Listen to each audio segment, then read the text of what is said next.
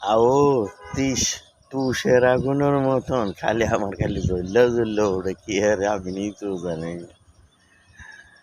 তো কেউ কিন্তু সত্য কথা কইেন না, লিগেল কথা কইেন না।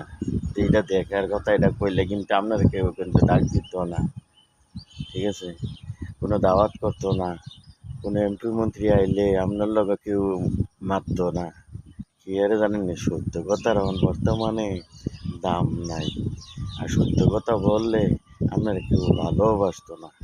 কিন্তু একটা সাবজেক্ট আছে আমার কাছে, সাবজেক্টটা হলো আপনি বেশি করে বুঝলে টিয়া আছে না, সুদে লাগাই দিবেন।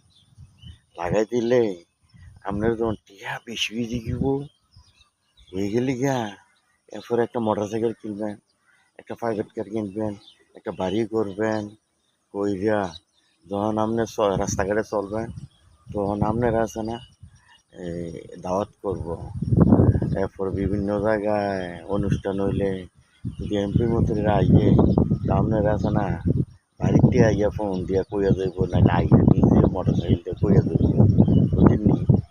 কিন্তু বাংলাদেশে এখন বর্তমানে সারা ঘরের ভিতরে সুদ আর সুদ, সুদ আর সুদ। কিন্তু নামাজও পড়তে আছে, আবার মসজিদের ইমাম সাহেব চান দিয়ে নামাজ সুদ লাগাইতে আছে।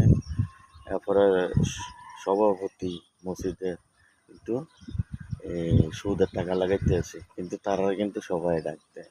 আর আপনি সৎ পথে থাকবেন, আপনাকে দাওয়াতও করতো না, কেউ আপনার খোঁজও নিত না।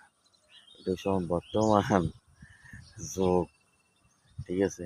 টাকা থাকলে সারে চাইয়েন, লিগেল কথা কিন্তু কইেন না, কইলে আপনারে সমাজে ডাক দিত না।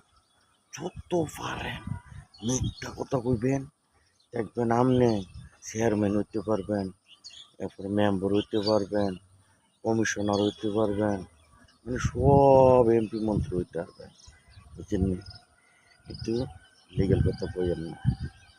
আর যদি ওই যে আপনার মেলের ভিতরে ডাক দেয়, একটাও সত্য কথা কইেন না, কইলে কিন্তু এরপর আপনার চাও হয়তো না, তারপরে যে আপনার কি জানি পাহান্ন হয়তো না, এরপরে জানি কয় একটা সিগারেট খায়, সিগারেটটা খাওয়াতো না।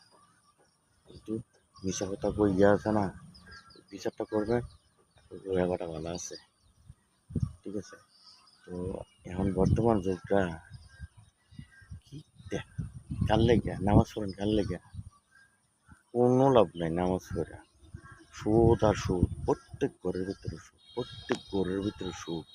সুদের লাগে আপনি চাইতে না পারতেন